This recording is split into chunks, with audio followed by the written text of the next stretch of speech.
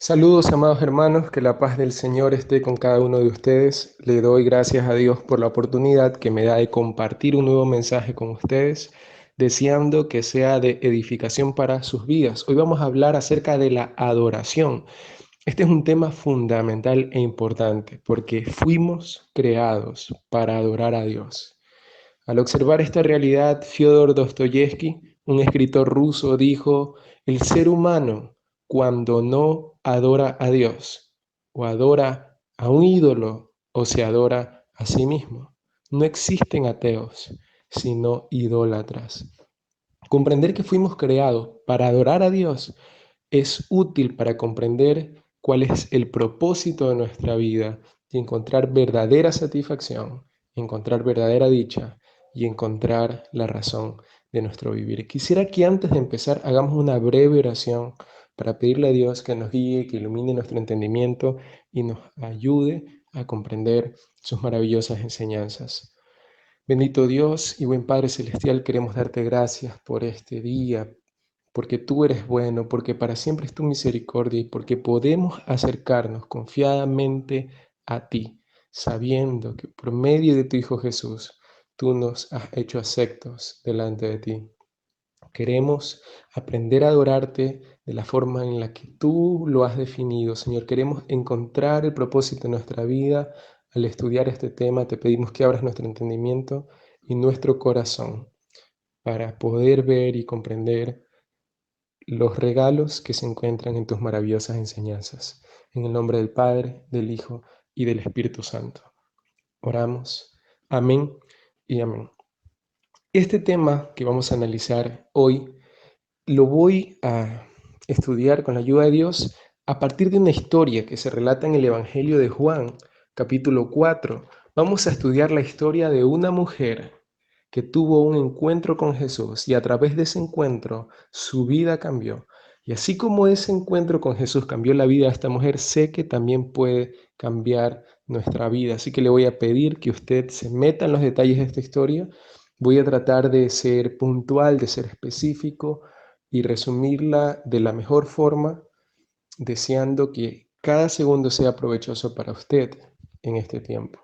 Esta historia tiene mucho que ver con la mujer samaritana y vamos a estar revisando algunos detalles importantes, pero vamos a ir paso a paso. Así que lo primero que quiero que haga es que me acompañe en Lucas capítulo 4 y lea conmigo esta historia para analizar algunos puntos importantísimos. Voy a leer para ustedes la versión NTV, que dice así: Juan capítulo 4. Jesús sabía que los fariseos se habían enterado de que él hacía y bautizaba más discípulos que Juan, aunque no era Jesús mismo quien los bautizaba, sino sus discípulos. Así que se fue a Judea y volvió a Galilea. En el camino tenía que pasar por Samaria. Entonces llegó a una aldea samaritana llamada Sicar, cerca del campo que Jacob le dio a su hijo José. Allí estaba el pozo de Jacob, y Jesús, cansado por la larga caminata, se sentó junto al pozo cerca del mediodía. Poco después llegó una mujer samaritana a sacar agua y Jesús le dijo: por favor, dame un poco de agua para beber. Él estaba solo en ese momento porque sus discípulos habían ido a la aldea a comprar algo para comer. La mujer se sorprendió ya que los judíos rechazan todo trato con los samaritanos. Entonces le dijo a Jesús: usted es judío y yo soy una mujer samaritana. ¿Por qué me pide agua para beber? Jesús le contestó: si tan solo supieras el regalo que Dios tiene para ti y con quién estás hablando, tú me pedirías a mí y yo te daría agua viva. Pero Señor, usted no tiene ni una soga ni un balde, le dijo ella, y este pozo es muy profundo. ¿De dónde va a sacar esa agua viva? Además, ¿se cree usted superior a nuestro antepasado Jacob, quien nos dio este pozo? ¿Cómo pues puede usted ofrecer mejor agua que la que disfrutaron él, sus hijos y sus animales? Jesús contestó: cualquiera que beba de esta agua pronto volverá a tener sed, pero todos los que beban del agua que yo doy no tendrán sed jamás. Esa agua se convierte en un manantial que brota con frescura dentro de ellos y les da vida eterna. Por favor, señor, le dijo la mujer, deme de esa agua, así nunca más volveré a tener sed y no tendré que venir aquí a sacar agua. Jesús le dijo, ve y trae a tu esposo. No tengo esposo, respondió la mujer.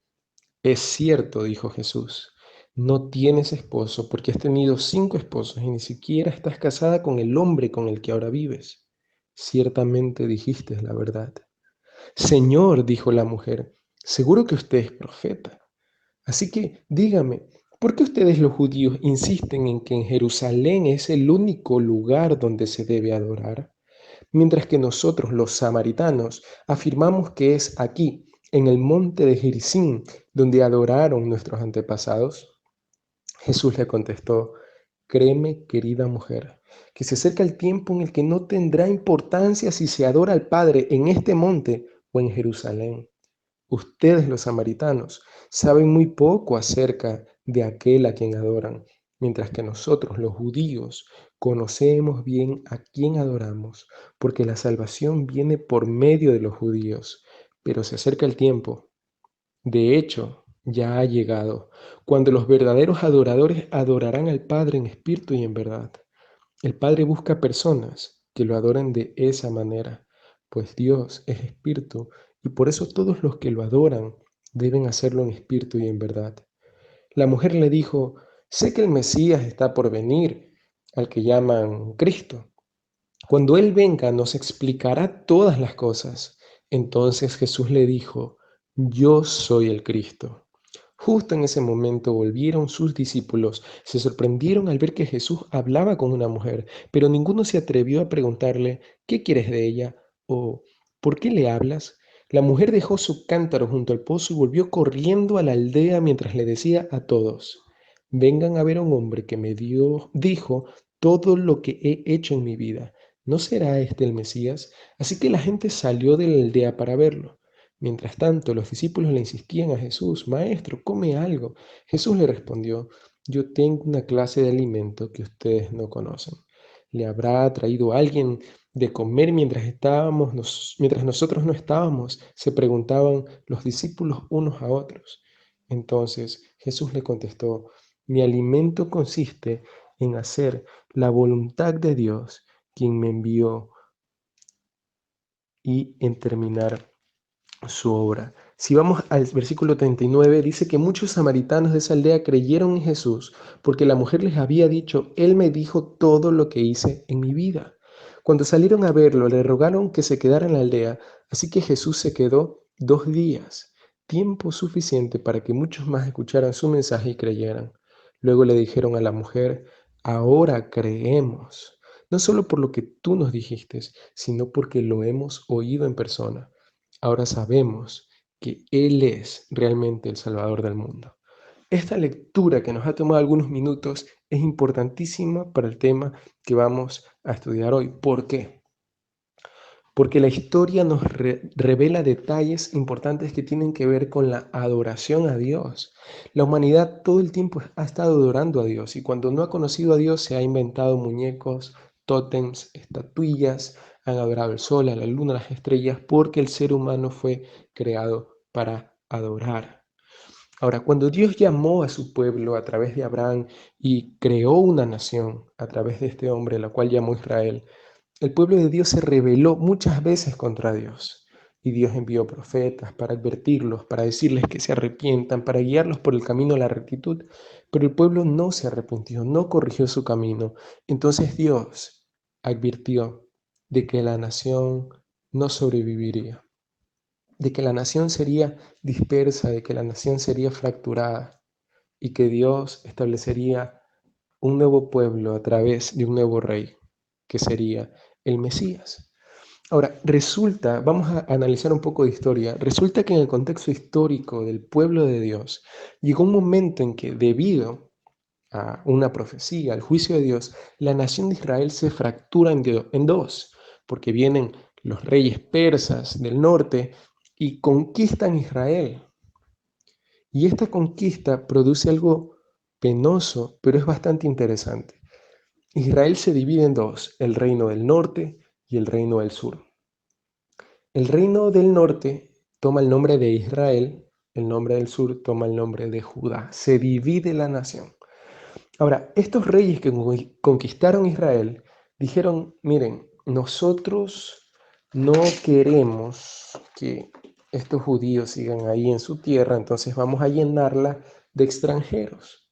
Vamos a usar nuestro poder político para que vengan extranjeros y habiten en el reino del norte y, ¿verdad?, mezclen esta cultura, la diluyan y Israel básicamente desaparezca su religión, desaparezcan sus ritos, vamos a traer extranjeros para que vivan aquí. Ahora, Israel en general, ¿verdad? El reino del norte y el reino del sur, Judá, estaban muy atentos porque ellos decían, no nos podemos contaminar con los extranjeros. Ellos tenían un problema, pensaban que la contaminación era solamente aliarse con un extranjero, pero no se daban cuenta de la contaminación que crecía dentro de ellos mismos. Entonces, cuando vienen los extranjeros, Israel, el reino del norte, hizo todo lo posible para no relacionarse, para no casarse con personas extranjeras. ¿Por qué? Porque los extranjeros tenían otros dioses, otras culturas, otros ritos. Y los israelitas decían, no nos podemos contaminar, no podemos adoptar las culturas del mundo, las doctrinas del mundo. Y Judá, ¿verdad? Que es el reino del sur, Judá la tuvo un poco más fácil en ese sentido, porque Judá no había sido conquistada por estos reyes extranjeros, entonces Judá pudo con mucha más facilidad permanecer fiel a los mandamientos que Dios les había dado. Ahora, resulta que en el reino del norte hubo una región que no pudo lograr permanecer sin esta contaminación. No pudo permanecer sin esta contaminación en comillas, sino que empezaron a aliarse con los extranjeros, a casarse con los extranjeros y a hacer una mezcla ahí, un sincretismo extraño, ¿no? ¿Qué significa sincretismo? Sincretismo es cuando se mezclan dos creencias religiosas y sale una mezcla súper rara. Eso es, en palabras simples, sincretismo. En el reino del norte ocurrió un sincretismo justo en la región de Samaria. Los samaritanos se corrompieron, cambiaron su cultura y eso provocó que todo Israel, tanto el reino del norte como el reino del sur, dijeran los samaritanos son la peor gente que existe porque han faltado al pacto de su Dios y se pusieron súper ultra religiosos y dijeron no es posible que estas personas hayan faltado el pacto de Dios y empezaron a crear un rechazo que créame que usted ni yo entendemos. O sea, es un rechazo religioso, étnico, político contra los samaritanos. Entonces, cuando Jesús entra en la historia de la humanidad, los samaritanos eran personas odiadas. Por eso Jesús, y permítame que hacer un paréntesis, por eso Jesús cuando cuenta la historia del buen samaritano, usa a propósito a un samaritano, porque había un religioso de la ley que le dijo, maestro, ¿qué significa ser un buen prójimo? ¿Qué significa amar al prójimo? Y Jesús le dice, mira, había un religioso que vio una persona necesitada y no la ayudó. Luego vino un levita que también era un hombre disque religioso y no la ayudó. Pero luego apareció un samaritano y el samaritano sí lo ayudó. O sea, Jesús a través de esta ilustración está dando un duro golpe a todos los religiosos, dándole a entender algo, que a Jesús lo que le interesa es la actitud del corazón y no necesariamente las posturas religiosas acerca de tal o cual creencia. O sea, es interesante cómo Jesús le dice a los líderes religiosos, mira, esta gente que era religiosa y decía amar a Dios no fue capaz de amar a su prójimo, pero apareció un samaritano, ¿eh?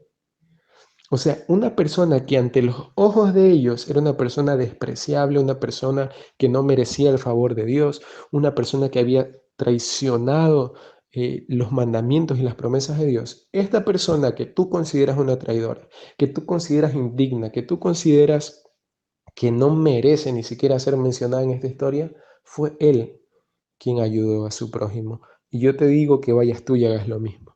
La historia del buen samaritano es precisamente chocante por ese aspecto. Cuando Jesús nació y creció y ejerció su ministerio, los samaritanos eran muy menospreciados. Y un detalle interesante de esta historia que hemos leído es, y que voy a señalar rápidamente porque por cuestiones de tiempo no puedo profundizar en muchas cosas, pero esto es realmente asombroso. En Juan capítulo 4 dice algo interesante, que a Jesús le era necesario pasar por Samaria. Es curioso que en esa época, cuando los judíos tenían que pasar desde Galilea o sea, desde Galilea a Jerusalén, ellos se iban por los bordes. Ellos, imagínense, tanto era el odio que decían, yo no voy a pasar por Samaria, o me voy por el borde cerca del océano, o me voy por el borde de acá del río, pero yo no voy a pasar por Samaria. Pero dice la Biblia que a Jesús le era necesario pasar por Samaria para tener un encuentro con esta mujer, que también podría ser un encuentro contigo y conmigo si prestamos atención a lo que Jesús nos enseña acá. Jesús tenía un encuentro con esa mujer para enseñarnos algo que nos compete hoy y pasó por medio de Samaria, llegó a un pozo, cansado al mediodía y se encuentra con una mujer. Este detalle es interesante porque en esa cultura, en esa época, las mujeres iban a ver agua a los pozos siempre temprano en la mañana. Era un ritual en el que las vecinas del pueblo se reunían a conversar, a compartir de sus cosas diarias, ¿no? Como incluso hoy día pasa cuando las vecinas van al mercado a comprar y se cuentan las últimas noticias del barrio. En aquel entonces ocurría lo mismo. Las mujeres iban temprano en la mañana. Que esta mujer haya ido a ver agua en la tarde nos da un detalle muy penoso, que seguramente esta mujer no era bien vista en su sociedad. Las mujeres evitaban ir en la tarde porque hacía un sol muy fuerte. O sea, recuerden que estamos hablando de una zona desértica en Medio Oriente hace 2000 años. Entonces, este detalle de esta mujer yendo a las 12 del día nos da esa pista. Era una mujer rechazada. Y seguramente era rechazada por lo que vemos más adelante. Era una mujer que había tenido muchos hombres. Y a diferencia de lo que podríamos pensar en estos días, ¿no? Una mujer que traiciona a su hombre y que está con muchas, es una mujer empoderada, completa falsedad. En ese entonces, una mujer con muchos hombres no era vista como una mujer empoderada. ¿Por qué? Porque era una sociedad machista en la que la mayoría, por no decir todos, o más bien voy a corregir, en la que todos los divorcios y separaciones se daban por el capricho de un varón. Según la ley de estos comentaristas de la ley de Moisés, eh, si un hombre aplaudía, podía separarse de su esposa.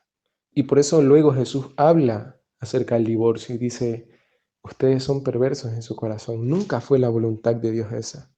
La voluntad de Dios es que el hombre y la mujer estén juntos hasta la muerte. Pero ese es otro tema. Nada más quiero que entiendan que esta mujer había tenido muchos hombres. No es porque era necesariamente una mujer promiscua, sino porque seguramente había tenido malos hombres. Ok, esta mujer va a tomar agua 12 del día, gran sol, y Jesús le dice, por favor, dame un poco de agua. Y la mujer lo reconoce como judío y le dice, ¿cómo tú te atreves a pedirme agua? Tú, obviamente ella no sabía con quién estaba hablando, tú que eres judío, que ustedes los judíos generalmente suelen menospreciarnos, rechazarnos, humillarnos. ¿Cómo te atreves a pedir agua?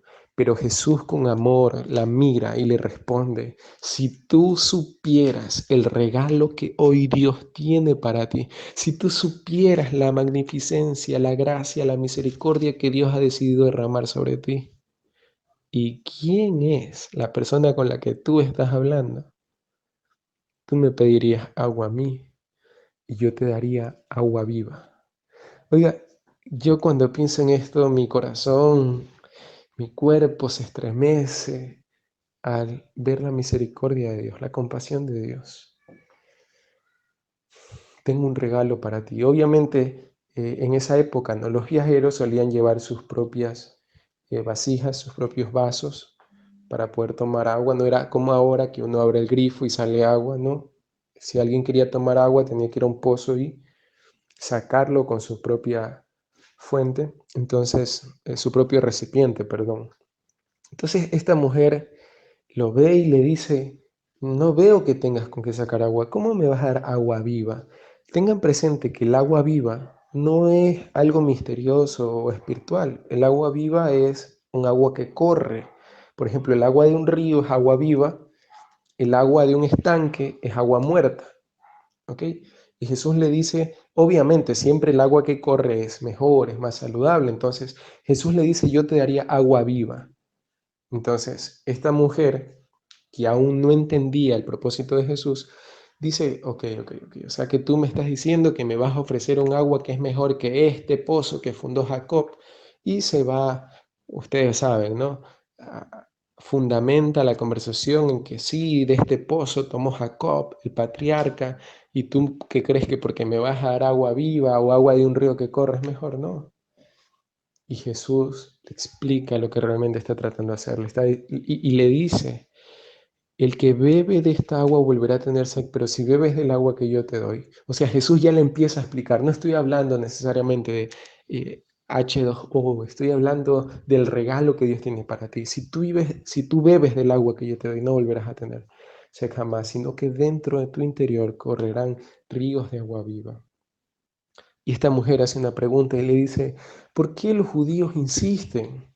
O sea, si se dan cuenta, es una mujer que, que su corazón, sus experiencias pasadas la impulsaban a persistir en disputas. Y le dice, sí, pero explícame algo, ¿por qué los judíos insisten en que hay que adorar en Jerusalén, mientras que nosotros los samaritanos adoramos aquí en el monte de Gerizim? Y esto es algo interesante también. En la antigüedad, como los samaritanos se contaminaron, los judíos les decían, ustedes no son dignos de entrar al templo de Dios. Ustedes, traidores, no son dignos de venir a pisar suelo santo y entrar al santuario del Dios Todopoderoso. Eso provocó que los samaritanos se vean forzados a crear un propio altar en uno de sus montes. Y ellos ya no iban a Jerusalén a adorar, sino que adoraban en el monte de Gerizim, como dice esta versión. Y habían básicamente dos lugares de adoración. Y esta mujer aprovecha esa situación y le dice, ¿por qué ustedes los judíos nos han cerrado las puertas para adorar en el lugar que Dios determinó que debíamos adorarlo?